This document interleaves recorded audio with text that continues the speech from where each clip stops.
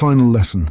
The chilling ring of the school's lockdown alarm echoed throughout the empty hallways of Elmwood High. Teachers immediately sprang into action, locking their classroom doors and covering the windows. Students huddled together, the color draining from their faces, their eyes wide with fear. Mr. Reeves, a veteran history teacher, ushered his class into the corner of the room, away from the door's narrow window. He tried to calm the students, whispering reassurances, but there was an unmistakable tremor in his voice. Haley, a senior and an aspiring journalist, pulled out her phone to record whatever was happening, hoping to capture a scoop. Her best friend, Lucas, eyed her disapprovingly, but she whispered, "The world needs to know." Minutes felt like hours. All they could hear was the distant murmur of the intercom and their collective breaths. Suddenly there were footsteps in the hallway, slow and deliberate, echoing off the linoleum floors. The room was suffocated in silence as everyone held their breath. 3 sharp knocks jolted the class. The doorknob rattled. Mr. Reeves motioned for the students to remain quiet. A shadow passed by the door's window, momentarily blotting out the dim light from the hallway. Then a voice crackled over the intercom, cold and distorted. "There's no escape. It's only a matter of time."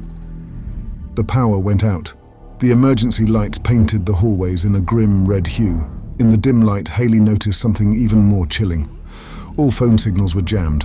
Her recording was their only link to the outside world. Lucas, trying to be brave, whispered a plan. The old storage room connected to their classroom had a window leading outside. It was a risk, but it might be their only chance. Mr. Reeves agreed, deciding to create a diversion. He would unlock the door and run down the hallway, drawing the intruder away. But just as he approached the door, the doorknob began to turn slowly. Panic set in. Lucas, acting quickly, grabbed a fire extinguisher from the wall and, with all his might, swung it at the intruder as the door opened. A figure fell into the classroom, the dim red light revealing a familiar face, the school janitor, Mr. Thompson. Blood trickled from a wound on his head, and in his hand he held a walkie-talkie, not a weapon. "I was trying to help," he gasped, pain evident in his voice. "Oh, it's not what you think." The true realization dawned on them when they heard children's laughter echoing through the hallways. The intercom crackled again. "Did you really think you could escape us?" From the shadows emerged not one, not two, but dozens of children, each one eerily pale and dressed in old-fashioned clothes. They moved as if floating, their voices joining in a haunting, lilting song. Haley, thinking on her feet, played back the recording on her phone. The ghostly children stopped, their attention on the familiar voices speaking about hope and escape. Seizing the opportunity, the class, led by Mr. Reeves and Lucas, made a break for the storage room window. As they clambered out one by one, Mr. Thompson recounted the tale of Elmwood's original school, which had stood on the same grounds over a century ago. A massive fire had trapped the students inside with no hope of escape.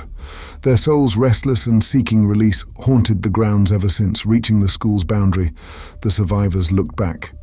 The ghostly children were watching them, their faces a mixture of sadness and envy. And then, in the blink of an eye, they vanished. The lockdown was lifted, the police attributing the alarm to a system malfunction. But the students and staff of Elmwood High knew better. Classes resumed, but the memories of that day lingered. Weeks later, Haley's recording was mysteriously wiped, leaving behind just one haunting clip of the children's song. And Lucas, while exploring the school's archives, discovered an old photograph from the original Elmwood School. Among the rows of innocent faces, one stood out, a young boy eerily resembling Mr. Reeves. Confronted with the photograph, Mr. Reeves just smiled, his eyes distant. "Every generation has its guardian," he whispered. "I've been here for a very, very long time." The truth was clear. Elmwood's protector wasn't just versed in history, he was a part of it.